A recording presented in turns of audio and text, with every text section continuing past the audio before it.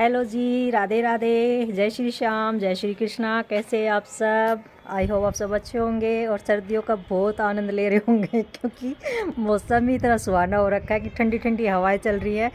जो इन हवाओं के लिए हम गर्मियों में तरस जाते हैं कूलर एसी के नीचे जाके सोते हैं, लेकिन ऐसी चिल्ड हवाएं हमें उस टाइम नहीं मिलती हैं इंजॉय करने के लिए। लेकिन ये जो हवाएं हैं ना सर्दियों वाली, इनसे इनसे हम बच के रहते हैं कि सर्दी ना लग जाए, रिजाई में लुक जाइए, कमरों में लुक जाइए।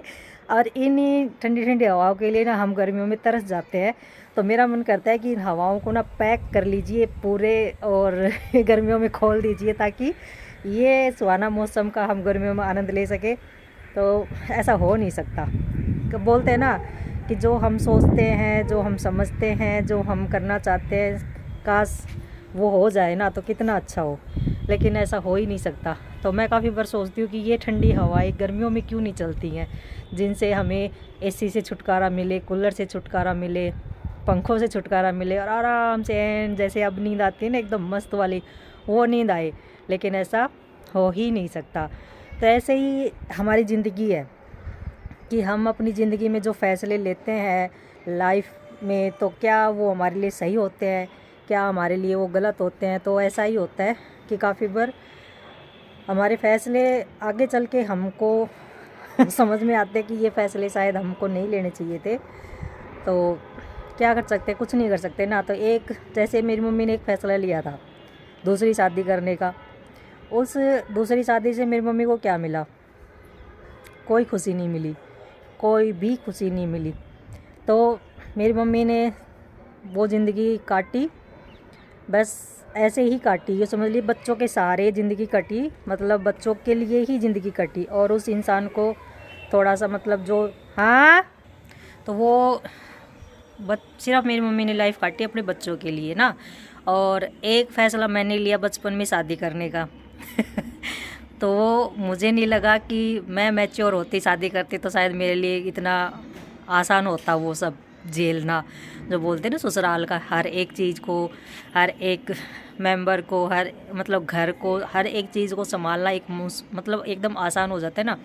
तो वो आसान होता अगर मैं थोड़ा सा मैच्योर होती और 25-26 साल की उम्र में मैं शादी करती। तो आई होप मुझे रिश्ते नातों का, घर का, हर एक चीज़ का ज्ञान होता शायद। तो काफ़ी बार बोलते हैं कि फिर छोटी उम्र में माँ बनना और छोटी उम्र में खुद की परवरिश तो करो, लेकिन साथ में एक बच्चा और आ जाए तो उसकी परवरिश भी आप समझो कैसे होती होगी।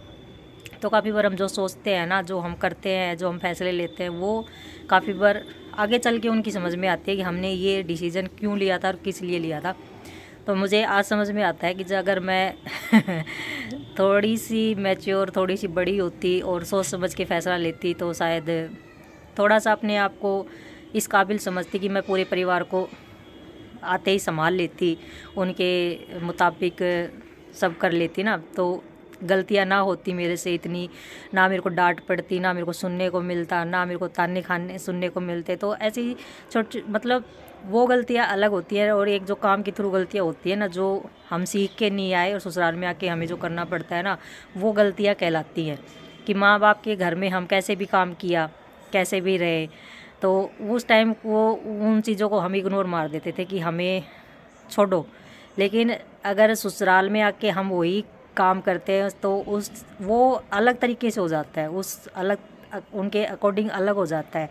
तो वो हमारे से गलतियाँ हो जाती है कि हमने किस हिसाब से काम किया। काम वही होता है लेकिन उसके मायने बिल्कुल चेंज हो जाते हैं कि इस काम के मायने ही अलग हो गए।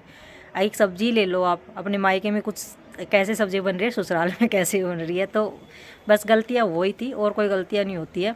तो इसीलिए बोलते हैं कि अब मैं ये सोच रही हूँ कि ठंडी हवाओं को मैं कैद करके रख लूँ, तो गर्मियों में खोल दूँ, आराम से इंजॉय करूँ। तो ऐसा नहीं हो सकता, बिल्कुल भी नहीं हो सकता। तो जो हम सोचते हैं वो भी नहीं हो सकता। होगा वही जो किस्मत में लिखा है समय से पहले, और किस्मत से ज़्यादा किसी को ना मिला है ना मिलेगा।